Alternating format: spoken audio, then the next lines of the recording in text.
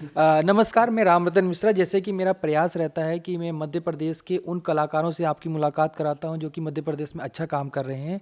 और इसी सिलसिले में आज हमारे पास हैं रोशनी प्रसाद मिश्र जी, जो कि सीधी की रहने वाले हैं और सीधी के अंदर बहुत अच्छा कार्यक्रम करते हैं। इनका एक कार्यक्रम महाउर उत्सव रहता है कि जो लगभग कभी कई बार 100 दिन के होते हैं।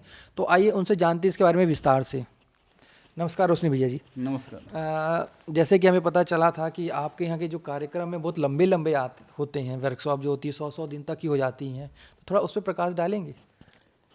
ये हम लोग तो पहले 2004 में शुरुआत किए थे रंगमंच की। जी जी। तो मेरी शुरुआत यहाँ यूथ फेस्टिवल जो होता है कॉलेज में, जी। वहाँ से हुई श्री अशोक तिवारी जी के साथ। जी। और नीरज जी की शुरुआत उसी समय में इंदौर में वो पढ़ाई कर रहे थे, वहाँ हुई। और हमारी उनकी मुलाकात पहली बार इंदौर में हुई।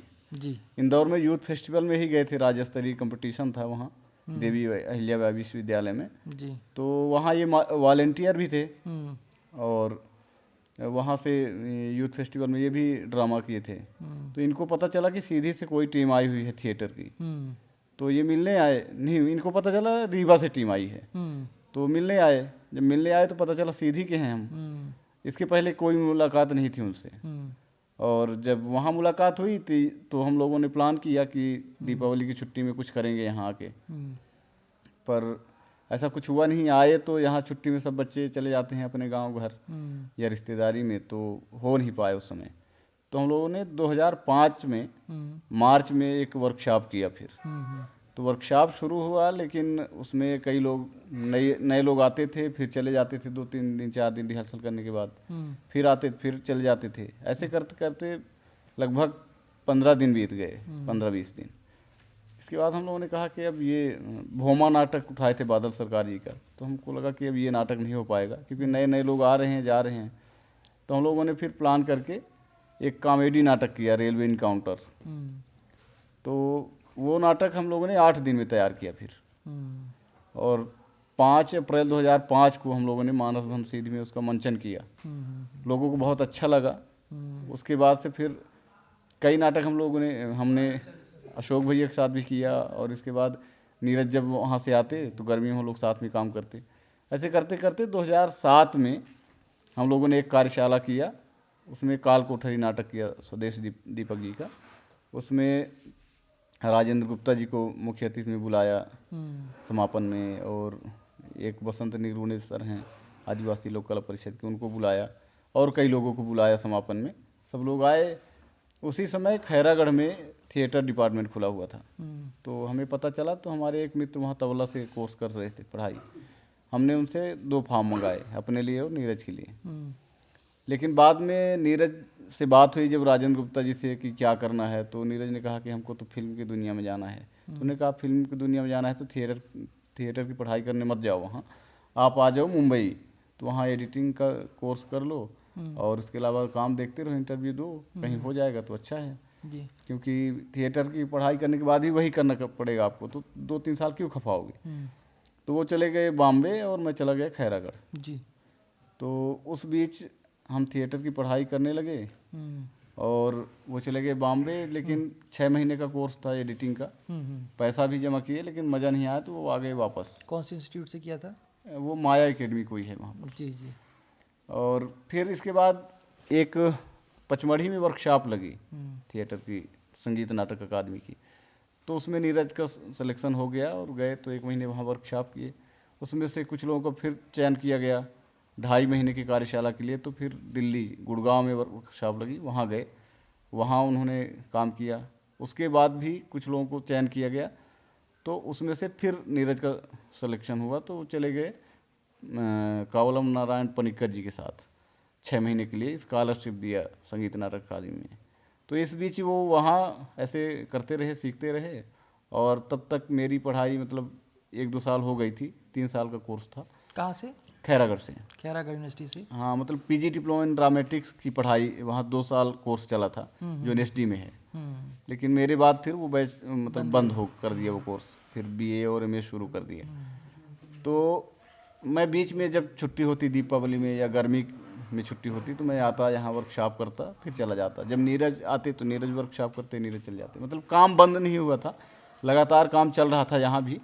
और इस बीच कई निर्देशकों के साथ काम करने का मौका मिला हमें भी, उन्हें भी। और वहाँ जब हम लोग आते थे कोई फैकल्टी नए, तो वो पूछते थे कि आपके यहाँ क्या स्पेशल है, आपके मध्य प्रदेश का, आपके सीधी का। तो हमने कहा हमारे यहाँ तो कुछ नहीं है स्पेशल। उन्होंने कहा नहीं कुछ तो होगा, कुछ पारंपरिक कलाएँ, लोक कलाएँ, ये सब बात करने लगे। तो हमने कहा हाँ हमारे यहाँ आदिवासी हैं, वो पिखा के नाचते रहते हैं रात रात भर। उन्होंने समझाया तो हमें लगा कि अरे ये तो अच्छी चीज़ है। फिर खैरागढ़ महोत्सव हुआ करता था, कई महोत्सव होते थे वहाँ विश्वविद्यालय में, तो बहुत सारे लोक कलाकार आते थे। तीजन बाई जैसे, रेखा देवार, रितु, ऐसे कई करके कई कलाकारों को देखा। पंडवानी सुना, देवार कर्मा सुना, चंदैनी गाथा सुना।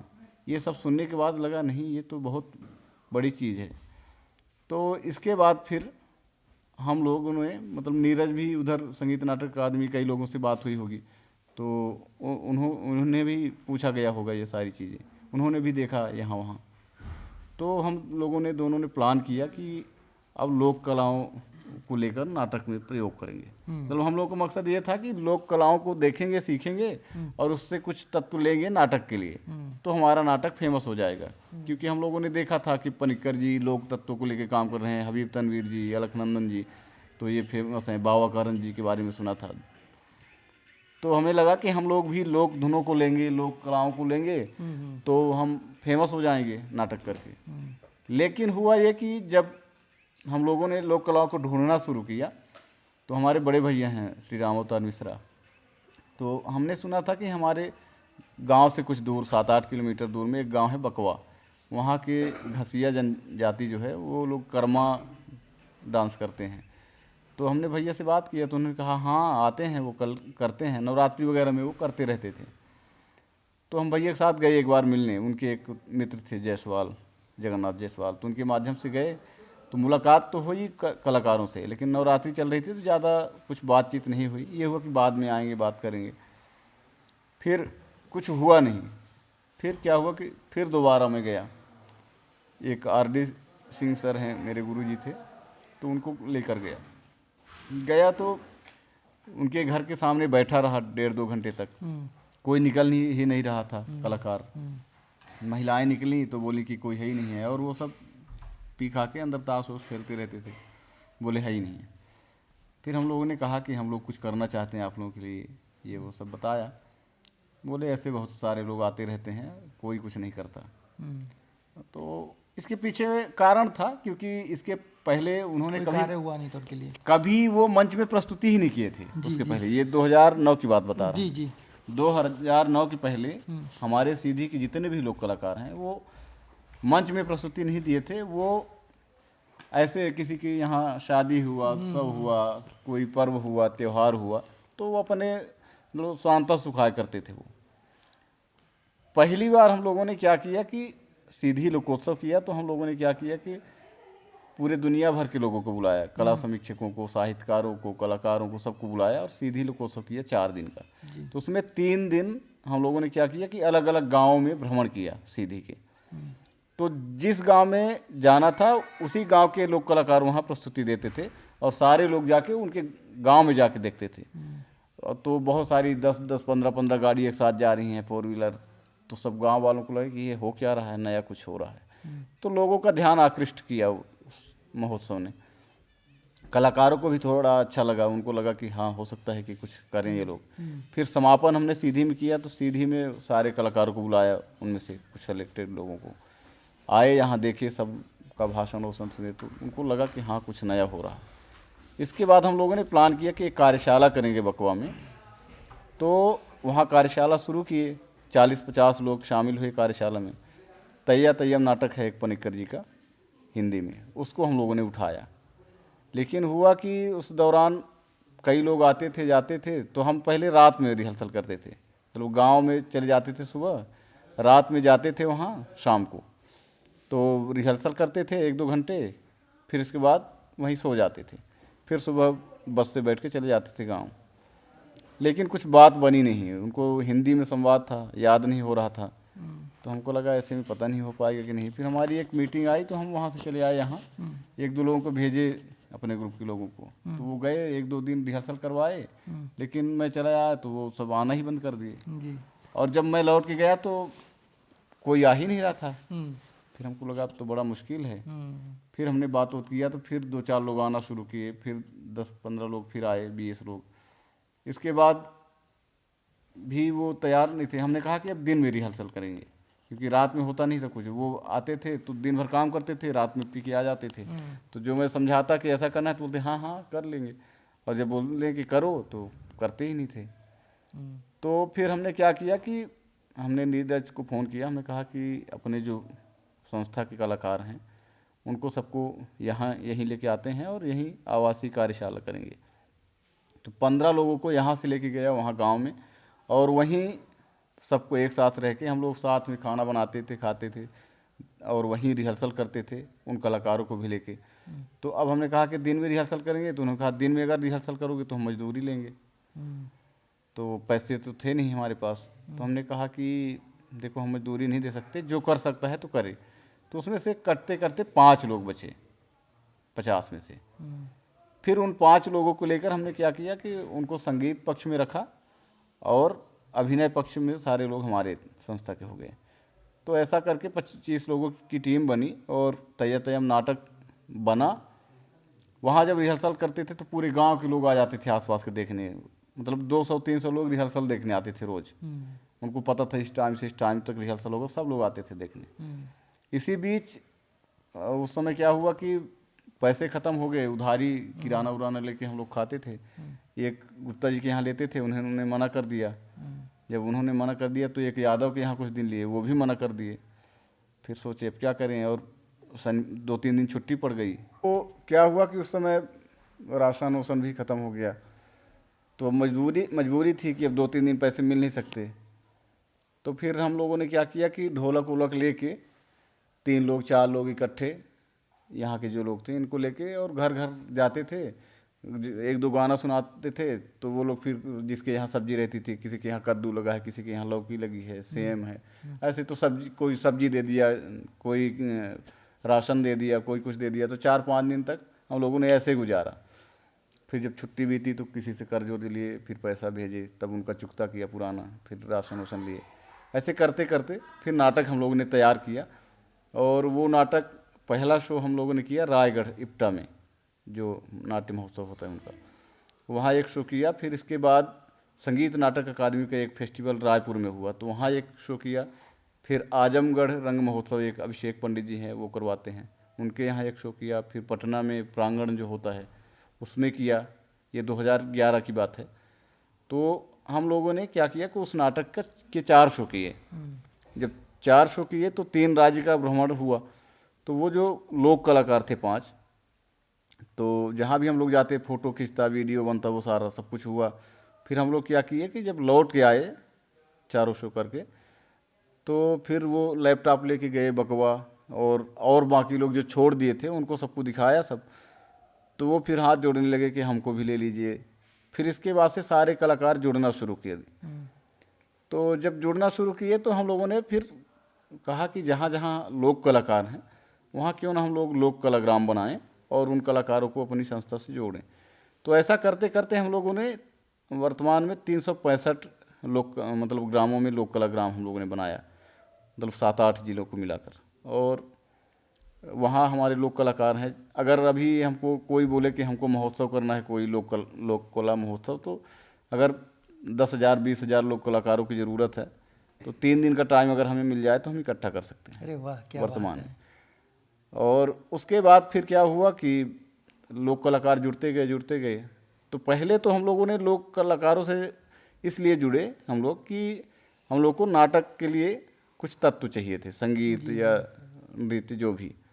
लेकिन लोक कला से इतना लगाव हुआ, उनकी जीवन शैली को देखकर, उनसे जुड़ने के बाद ऐसा लगा कि यही हमारा जीवन है, यही हमारी लोक संस्कृति है। तो धीरे धीरे हम लोगों ने गाना लिखना शुरू किया। फिर हम लोग जाते थे, गांव-गांव जाते थे। मतलब हफ्ते में हमेशा हम लोगों का प्लान रहता था कि 1-2 दिन अगर कोई प्रोडक्शन नहीं चल रहा है तो जाते थे। तो एक दो ब्लॉक का भ्रमण करके आ जाते थे। सुबह निकलते थे पूरी टीम के साथ 2-3 बाइक लेके और घूमते घूमते घूमते रात तक यहाँ लौट आते थे, कभी रुक भी जाते थे जी। तो ऐसे लगातार लोगों से जुड़ाव होता गया। और इसके बाद फिर क्या हुआ कि हम लोग नाटक ऐसे करते रहे। तो पहले हम लोग ऐसे बड़े बड़े नाटक उठाते थे, बड़े राइटरों के, हमको लगता था कि बड़े राइटरों को नाटक करेंगे तो फेमस होंगे, लेकिन मज़ा नहीं आया क्योंकि उस तरह से एक अभिनेता भी होना चाहिए। तो नए नए लोगों को काम करना मुश्किल काम है। तो फिर हम लोगों ने कहा कि ये ठीक नहीं है, हमारे यहाँ जो लोक कथाएँ हैं, लोक गाथाएँ हैं, उन पर क्यों ना नाटक लिखा जाए। तो हम लोगों ने पहली बार 2012 में एक लतमरवा नाटक लिखा, हमने और नीरज ने मिलके बघेली में। और वो उसका शो हमने पटना में किया, सीधी में किया, कई जगह किया, छिंदवाड़ा में किया। तो लोगों को बहुत अच्छा लगा था। हमने कहा अरे हम लोग भी नाटक लिख सकते हैं। इसके बाद फिर हम लोगों ने कर्णभारम किया बघेली में रूपांतरण करके। उसका रूपांतरण नरेंद्र ने किया और निर्देशन हमारा और नीरज का था। उसके शो कई जगह किए, भारत भवन में शो हुआ, इसके बाद भारंगम में भी हुआ, और ऐसे देश के कोने कोने में मतलब लगभग 60 शो हो चुके हैं उसके। और कोरोना काल नहीं आता तो हो सकता है कि अब तक तो 300-400 शो हो जाते उसके, जिस गति से शो हो रहे थे उसके। लेकिन कोरोना के कारण बहुत सारा वो हुआ। और इसके बाद फिर हम लोग लगातार लोक गाथाओं पर, लोक कथाओं पर नाटक लिखते रहे।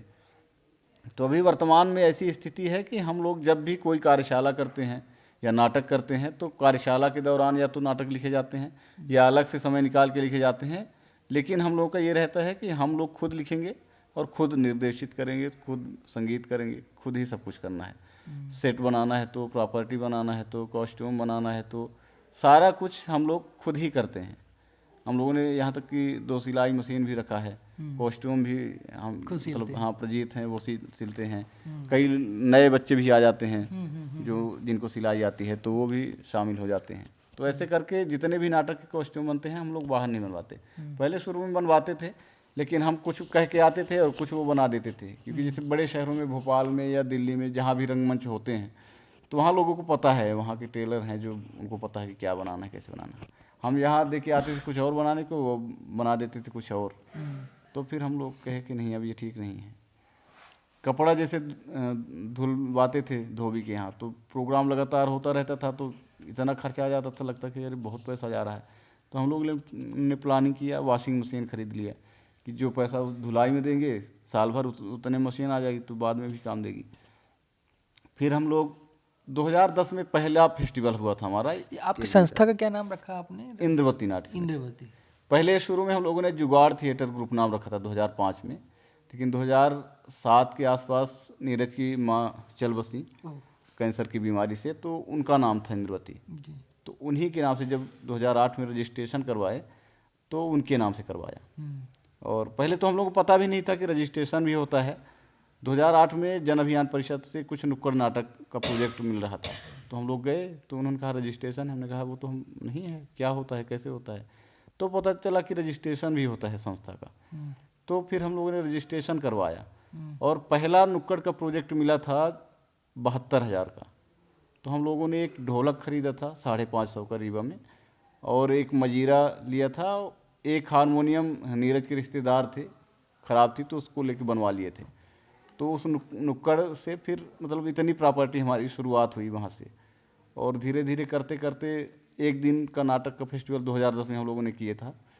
तो उसमें एक मेरा नाटक था, एक नीरज का नाटक था, क्योंकि बाहर का नाटक बुलाना यानी पैसा खर्च होना। तो वो हम लोगों ने किया पहला फेस्टिवल विंध्य नाट्य महोत्सव के नाम से।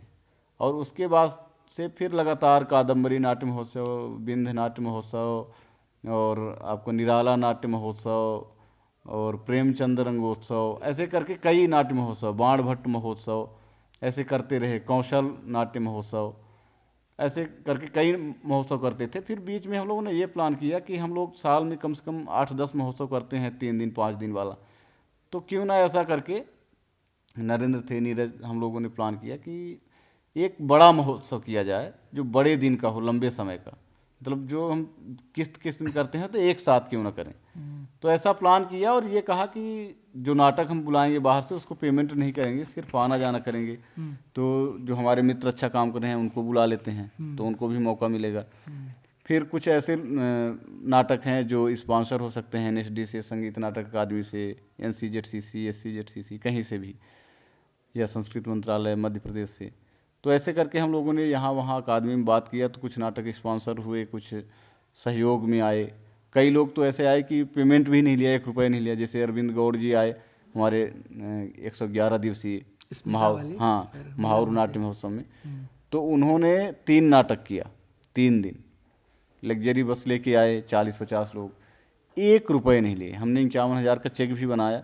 उन्होंने कहा हमको 1 रुपये नहीं चाहिए, आप लोग इतना बड़ा काम कर रहे हो, मेरे लिए ये बड़ी बात है कि मैं इसमें शो कर रहा हूँ।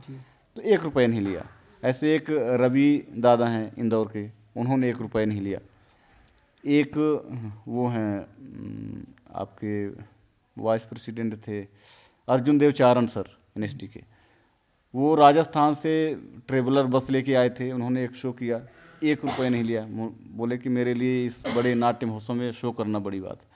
ऐसे कई लोग आए जिन्होंने पेमेंट नहीं लिया और किराया भाड़ा भी नहीं लिया, सिर्फ आना जा मतलब रहना खाना भी शो करके चले गए। तो उनकी मदद से हम लोगों ने 111 दिन का फेस्टिवल किया।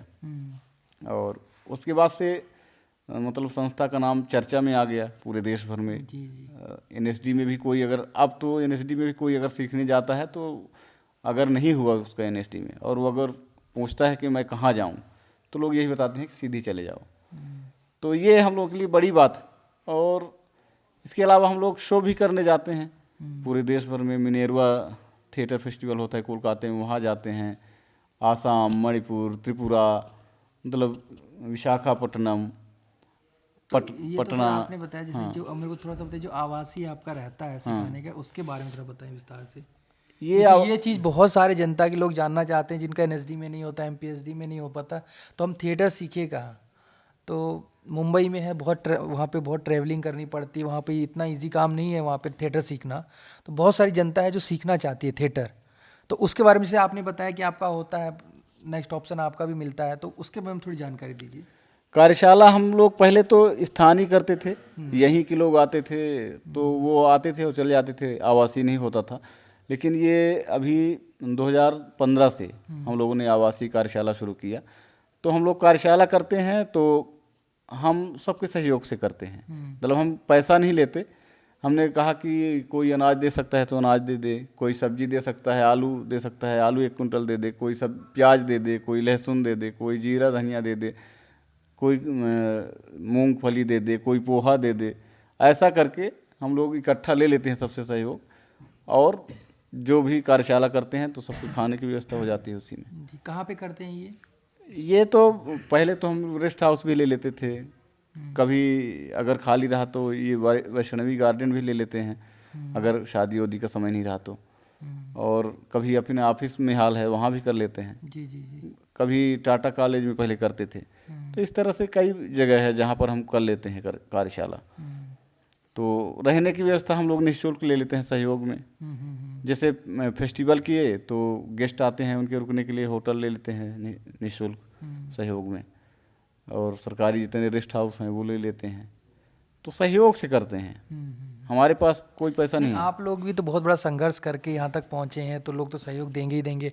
अब आपने सीधी जैसे छोटी सी सिटी है उसमें इतना महोत्सव करके देश के अलग अलग कोने से लोग आ रहे हैं, यही बहुत बड़ी बात है, और सीधी का नाम भी ऊंचा होता है।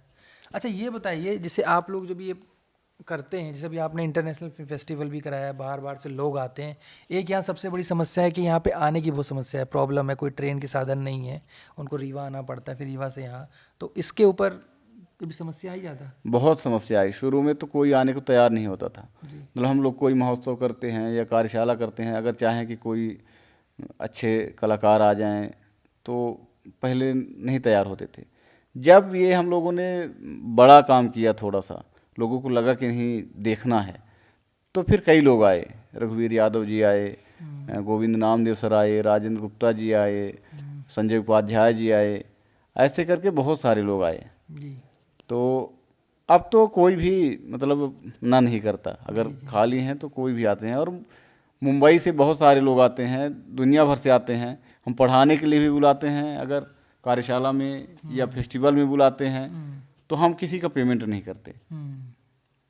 उनसे हम मदद के रूप में, सहयोग के रूप में उन्हें आमंत्रित करते हैं और आते भी हैं लोग। तो आप लोग तो सेवा भी तो कर रहे हैं इतनी गांव की। अच्छा, एक चीज़ और बताइए, आपने बताया आपके 365 ग्राम केंद्र आपने बनाए हैं, कला केंद्र बनाए हैं, तो उनके साथ आप कैसा क्या कार्य करते हैं? उनके साथ हम लोग जैसे कोई देश भर में बहुत सारे महोत्सव होते हैं, जैसे संगीत नाटक अकादमी का हो गया, राष्ट्रीय नाट्य विद्यालय का देशज हो गया, और भारत पर्व होता है, और आदि पर्व होता है, ऐसे करके कई महोत्सव होते हैं। आदि रंगम होता है उसमें, और संस्कृत मंत्रालय के, आदिवासी लोक कला परिषद के, और दुनिया भर के मतलब व्यक्तिगत भी बहुत सारे लोग संस्थाएं करवाते हैं फेस्टिवल। तो हम लोग उनको लेके जाते हैं। मतलब हमारे पास लिस्ट है, लोग हमसे संपर्क किए, हमारे पास टीम है, उनसे बात किए, उनसे बात करवा दिए, जाओ शो करो, चले आओ। मतलब गांव के तो अंदर? हाँ, तो उनको भी सम्मान मिल जाता है, कुछ पैसे भी मिल जाते हैं। हालांकि पैसे तो इतने नहीं मिल पाते, इतना प्रोग्राम तो मिलता नहीं कि उनका रोजी रोटी चले उससे, लेकिन सम्मान ही उनके लिए बहुत बड़ी चीज़ है।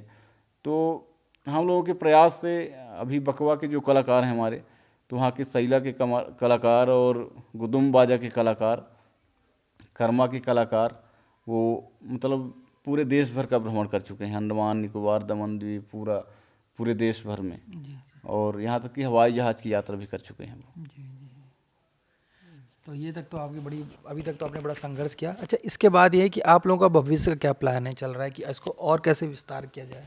भविष्य में तो सिर्फ एक ही प्लान था कि हमें सीधी को कल्चरल हब बनाना है दुनिया का। मतलब लोग आएँ यहाँ, देखें, रिसर्च करें, जी, और एक सांस्कृतिक केंद्र के रूप में ये जाना जाए, और हो भी रहा है। धीरे धीरे मतलब वर्तमान में ऐसी स्थिति है कि बड़ी बड़ी यूनिवर्सिटी के लोग यहाँ आते हैं। मध्य प्रदेश नाट्य विद्यालय का 3 बार एजुकेशनल टूर आ चुका। संजय उपाध्याय सर अपने छात्रों को, 3 बैच के छात्रों को लेके आ चुके हैं यहाँ एजुकेशनल टूर में।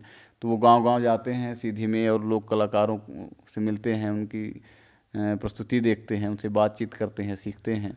और हमारे यहाँ के ऐसे लोक कलाकार जो मतलब पेमेंट भी लेते हैं, तो अंगूठा लगा के, दस्तखत नहीं कर पाते, ऐसे कलाकार मध्य प्रदेश नाट्य विद्यालय में पढ़ाने के लिए गए, हम लोग लेके गए, हम लोग भी गए पढ़ाने के लिए। तो ये सीधी के लिए बड़ी बात है। बिल्कुल बड़ी बात है। तो अब आप लोगों ने इतना ऑर्गेनाइज्ड वे में काम कर लिया है, ये फिल्म फेस्टिवल का कैसे ख्याल आप लोगों के दिमाग में आया? फिल्म फेस्टिवल का ख्याल तो प्रवीण जी के कारण आया। प्रवीण सिंह वर्धा से पढ़ाई किए हैं, और इसके बाद वो मुंबई में काम करते थे। इस बीच कोरोना काल आया तो वो घर आ गए। तो अब ये हुआ कि ये पहले फेस्टिवल करने वाले थे भोपाल, इंदौर में कहीं, लेकिन जब यहाँ आ गए तो इनको लगा कि सीधी में किया जाए या कुछ किया जाए। तो इन्हें कोई बताया होगा कि हम लोग अच्छा काम कर रहे हैं, तो पहले उन्होंने किसी और से बात किया था कि उनके साथ मिलके करेंगे, लेकिन वो बात किए और नहीं किए। तो फिर हम लोगों से मुलाकात किए, आए मिलने, बात उत हुई, फिर ये फाइनल हुआ कि किया जाए। तो हम लोगों ने 2019 में पहली बार किया, और उसके बाद फिर 20 में नहीं कर पाए कोरोना के कारण, फिर 21 में किया, और ये फिर 22 में अभी किया। ये तीसरी बार। तो पहली बार तो भारत से बाहर के भी डायरेक्टर वगैरह आए थे, लेकिन 2 बार फिर कोरोना के कारण अभी नहीं आ पाए। कई लोग फ्लाइट बुक भी किए अच्छा, थे। ये बताइए, जैसे फिल्म फेस्टिवल भी अब आपके पास हो रहा है और दोनों एक साथ कर रहे हैं, तो इससे आपको क्या फ़ायदा हुआ? इससे ये फ़ायदा हुआ कि जो फिल्मी दुनिया से जुड़े लोग हैं वो भी हमसे जुड़ रहे हैं, जो नाटक वाले हैं वो तो जुड़े ही थे, जो लोक कलाकार हैं वो जुड़े ही थे। जी। तो और मेन मकसद ये था यहाँ फिल्म फेस्टिवल करने का, क्योंकि बहुत सारी फिल्में यहाँ लोग बनाना शुरू किए हैं, जैसे भोजपुरी, छत्तीसगढ़ी और कन्नड़, कई तरह की फिल्में बनती थी। तो उसी तरह हमारे बघेलखंड में शुरुआत हुई 3-4 साल पहले से, लेकिन वो लोग कुछ भी बना रहे हैं। मतलब जैसे भोजपुरी में कि लोग हंसें और देखें कॉमेडी के चक्कर में। तो आप लोगों ने प्रयास नहीं किया कि आप लोग जो संस्कृति आप लोग यहाँ पे बचा के रखे हुए हैं और उसको डेवलप कर रहे हैं, उनके ऊपर कुछ फिल्में बनाई जाएं? हम लोगों ने प्रयास किया, डॉक्यूमेंट्री फिल्म बनी भी अभी कोल जनजाति पर। पिछले साल हम लोगों के कहने पर, वन्या डिपार्टमेंट है एक भोपाल में, तो वहाँ से पूरी टीम आई थी यहाँ पर, हम लोगों ने फिल्म बनवाया, शूट करवाया। तो प्रयास है। नहीं वो तो ठीक है, डॉक्यूमेंट्री आपने बनवाई वो तो सरकारी काम हो गया, लेकिन जो यहाँ के सुनने में बहुत से अच्छे यूट्यूबर्स हैं यहाँ के, जो उनका लाखों के ऊपर फॉलोअर हैं, क्या आपने उनका सहयोग लेके कुछ जहाँ की परंपरा के लोकगीत कुछ डेवलप करने का प्रयास नहीं किया उनको लेके? ज़्यादातर यूट्यूबर तो अपनी संस्था से ही हैं, मतलब पहले संस्था में सीखे, थोड़ा बहुत किए, फिर इसके बाद वो गए तो अपना वो सब करने लगे। लेकिन जब पैसा आने लगता है ना, तो उनका दिमाग यही आता है कि कैसे पैसा आए, कैसे फॉलोवर बढ़े, कैसे व्यू बढ़े, कैसे पैसा बढ़े, डॉलर बढ़े। मेन मकसद ये रह जाता है उनका। तो इसलिए हमारा उनका तालमेल नहीं खाता। जी जी। और आप लोग ग्राउंड से जुड़े व्यक्ति और हम लोग हैं, तो हम लोग अभी इसलिए नहीं बना रहे हैं, प्लान था लेकिन फिर कोरोना आ गया तो नहीं हो पाया। अब जैसे आपने बताया कि नीरज भैया पहले एडिटिंग के लिए सीखने गए थे, और जो आपके प्रतीक जी हैं जो फिल्म फेस्टिवल कराते हैं वो सिनेमेटोग्राफर हैं, तो आपके पास सबसे बड़ी टेक्निकल टीम तो आपके पास खुद ही है। आपके पास शूटिंग करने वाले, एडिटिंग करने वाले आपके पास आ ही गए हैं, कलाकार आपके पास आ ही गए हैं। बजट तो हाँ, थोड़ा सा बजट नहीं है, लेकिन अगर आप जैसे आपने शुरुआत की कंप्रोमाइज, तो ऐसे करके आप अच्छी फिल्में बना सकते हैं। बातें चल हो रही हैं अनूप भैया से, और कई हमारे स्पॉन्सर हैं, उनसे बातें चल रही हैं, और हमारे पास कहानी भी है, और 1-2 एपिसोड लिखा भी गया है, मैंने लिखा भी है, लेकिन वो अभी अधूरा है। बीच में ये वर्कशॉप आ गया तो उसके कारण नाटक लिखने लगे, और ये सारी चीज़ें तो रुका हुआ है। लेकिन भविष्य में प्लान है, अच्छा बनेगा, होगा। जी। और प्लान के साथ आप अपना खुद का एक यूट्यूब चैनल भी बनाइए, जैसे कि बाकी यूट्यूबर्स ने बनाया है। और क्योंकि जब आपके पास 365 केंद्र हैं गांव के, तो उन तक उनकी बातें पहुंचाने का एक सबसे अच्छा माध्यम है। और आप यहाँ से कुछ कर रहे हैं तो वहाँ तक पहुँच ही सकता है। तो अगर आप उन पे वर्क करेंगे, क्योंकि जो चीज़ें आप कर रहे हैं तो वो वास्तव में ऐसी चीज़ें कि दुनिया देखना चाहती है कि गांव की क्या विरासत है, गांव में क्या लोकगीत चल रही है। और अभी ये संभव नहीं कि टीवी में वो चीज़ आ पाए कमर्शियल में, लेकिन एक यूट्यूब चैनल है, जिस तरह आप काम कर रहे हैं, तो अगर एक माध्यम निकल के आता है तो हम तो ये सजेस्ट करेंगे कि आप एक यूट्यूब चैनल बनाइए जो है, आपका चैनल बना जी, हुआ है। आप तो उससे थोड़ा उसके बारे में बताएंगे। भारतीय विरासत के नाम से हमने बनाया है। जी जी जी जी। तो उसमें हम लोक कलाएं डालते हैं, लोक नृत्य, लोकगीत, लोक कथाएं, मतलब देसी चीज़ें, लोक खेल, ऐसी चीज़ें जो हैं हमारे यहाँ की बघेलखंड की। और अगर हम पूरे देश भर में कहीं भी किसी फेस्टिवल में गए, वहाँ की कुछ लोक की चीज़ें मिल गई, तो वो मैं रिकॉर्ड करके मोबाइल से डाल देता हूँ। जी। तो दोस्तों, जो अगर आप लोग भी देखना चाहते हैं, सीधी की लोक कलाओं के बारे में जानना चाहते हैं, तो क्या नाम बताया आपने? भारतीय विरासत। भारतीय विरासत चैनल है यूट्यूब के ऊपर, आप उसको सब्सक्राइब कर सकते हैं और बहुत सारी जानकारी आपको वहाँ से मिल सकती है। और इसके अलावा ये जानना चाहेंगे आपका, जैसे कि ये वर्कशॉप हो रही है लगातार हो रही है, कोई व्यक्ति आपसे कांटेक्ट करना चाहे, वो जुड़ना चाहते हैं, तो वो क्या करे? उसके लिए तो फेसबुक में भी हमारा नंबर है, गूगल में सर्च करेंगे तो मिल जाएगा, वेबसाइट में भी मिल जाएगा, इंद्रवती नाट्य समिति के, इंद्रवती नाट्य समिति, उसमें से जुड़ के वो आपसे कांटेक्ट कर सकता है, कर सकते हैं। और उसी को कर करके तो लोग आते हैं यहाँ वर्कशॉप करने। वर्कशॉप की इन्फॉर्मेशन आपको उसी से मिल जाएगी। और ये साल में एक बार होता है, 2 बार होता है? अब कोई वो नहीं रहता, कई बार। अभी इस साल तो हमने पिछले साल किया था 51 दिन का, फिर और उसी बीच नहीं, जो आपके ये उत्सव महाउर रहता है, साल में एक बार बनाते हैं कि 2 बार करते हैं? एक बार करते हैं। एक बार मेन महाउर महोत्सव होता है, और ग्रामांचल महाउर महोत्सव अलग होता है, और वनवासी अलग होता है। और उसी में कई बार हम लोग जैसे नवरात्रि के समय नवरात्रि में भगत महाउर महोत्सव करते हैं, फाग के समय फाग महाउर महोत्सव करते हैं, ऐसे करके अलग अलग पर्व में भी करते रहते हैं, तो वो अलग है। जी जी जी। तो ऐसे कई महोत्सव कर सकते हैं। अगर आप इनके साथ जुड़ना चाहते हैं, या कोई अपने नाटक का प्रदर्शन करना चाहते हैं, या खुद आके इनसे नाटक सीखना चाहते हैं, लोकगीत पे काम करना चाहते हैं, कोई रिसर्चर है वो मिलना चाहता है, तो नाट्य इंद्रवती है, फेसबुक में पेज है, आप उसमें कांटेक्ट कर सकते हैं। यूट्यूब चैनल है, आप वहाँ से कांटेक्ट कर सकते हैं। इनका नंबर भी उसमें डाला हुआ है, तो आप वहाँ से नंबर ले सकते हैं। वैसे आप अगर चाहें तो आप एक नंबर बार खुद ही बोल सकते हैं इसमें। 97 55 75 63 70 मेरा नंबर है। जी जी। वही यूट्यूब से भी कनेक्ट है। तो ये नंबर आपने सुन लिया है, तो मेरे यूट्यूब में रहेगा, जब भी अगर कोई कांटेक्ट करना चाहे तो आप कर सकते हैं। और बहुत, मैं भी आया हूँ, बहुत अच्छा लगता है ये, मतलब एक शहर से दूर एक जगह है जहाँ पे आपका बहुत सारी चीज़ें सीखने को मिलती हैं, अच्छा वातावरण है, नई सोच है, और ग्राउंड लेवल में काम किया गया। तो आप भी आइए और इनके साथ जुड़िए, और इनका हौसला भी बढ़ाइए, और साथ साथ में हो सके तो थोड़ा सहयोग भी कीजिए। आपने अपना बहुत कीमती समय दिया, इसके लिए बहुत बहुत धन्यवाद।